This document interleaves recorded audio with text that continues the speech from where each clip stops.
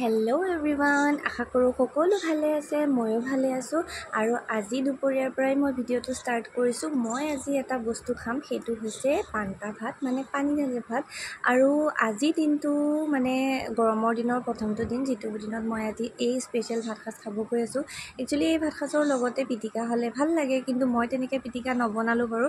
চিম্পুলকৈ ভাজি বনালোঁ আৰু তেনেকৈ নেমু চেপি কেঁচা পিঁয়াজ লৈ পেলাই সুন্দৰকৈ খালোঁ। মই এনেকৈ খাম বুলি শুনা দেখি মোৰ ভতিজীজনীও তাইৰ লগতে খাবলৈ ল'লে।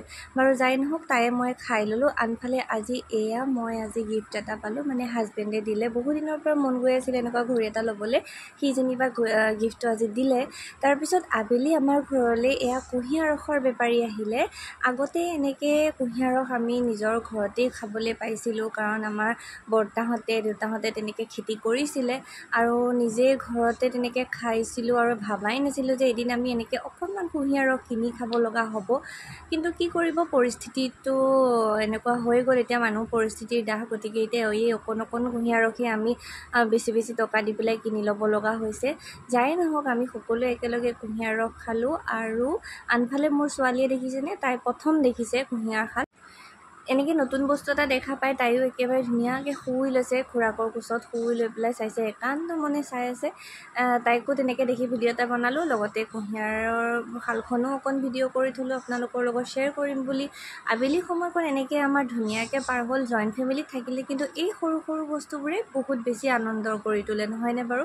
এনেকৈ কিন্তু আমি যদি অকলে থাকিলোঁ হয়, তেনেহ'লে এই বস্তুটোত কিন্তু আমি ইমান ফূৰ্তি নাপালোঁ হয়।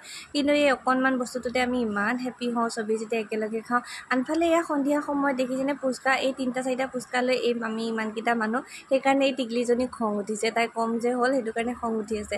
তাৰপিছত এনেকৈ আমি সৰুকৈ হ'লেও তেনেকৈ খালোঁ। খাই লৈ সন্ধিয়া সময়ত আমি অকণমান ওলাই আহিছিলোঁ, মানে আমাৰ ঘৰৰ ওচৰতে মানুহ এঘৰলৈ আমাৰ ইনভাইট আছিলে, তালৈ আহিলোঁ।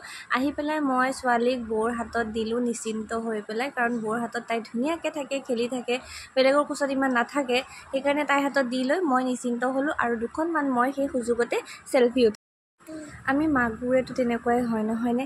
দিনটো বাচ্ছা লৈ যেতিয়া ভাগৰি যাওঁ, কোনোবাই অলপ সময়ৰ কাৰণে যেতিয়া ৰাখি দিয়ে, কিমান যে মানে নিজকে মুকলি লাগে, শান্তি লাগে, নহয়নে বাৰু? মোৰো তেনেকুৱাই হয়, বহুত ভাগৰ লাগি যায় যেতিয়া কোনোবাই অলপ সময়ৰ কাৰণে যেতিয়া লৈ দিয়ে বেবীটো, তেতিয়া মোৰ নিজকে একদম পাতল লাগি যায়, অকণমান চকুন লাগে।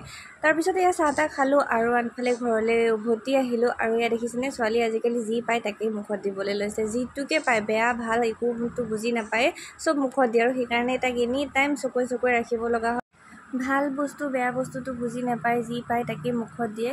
মোৰ বহুতবাৰ তেনেকুৱা হৈছে, তাই উল্টা পুল্টা বস্তু মুখত দিছে আৰু সেইটো লৈ যে মই কিমান প্ৰব্লেমত পৰিছোঁ, মুখৰ পৰা উলিয়াবও নোৱাৰোঁ, গিলি তাই ডিঙিত লাগি যায়। এনেকুৱা ধৰণৰ প্ৰব্লেমবিলাক মই বৰ্তমান বহুবাৰ ফেচ কৰিছোঁ অলৰেডি। আৰু লগতে তাই 2টা দাঁতো আহিছে, এতিয়াতো আৰু টেনশ্যন হৈছে, কাৰণ তাই আৰু বেছি উল্টা পুল্টা বস্তু খাব। অকলশৰীয়া যে দিগদাৰ হৈ যায় মোৰ। আজিলৈ আহিছোঁ, বাই বাই।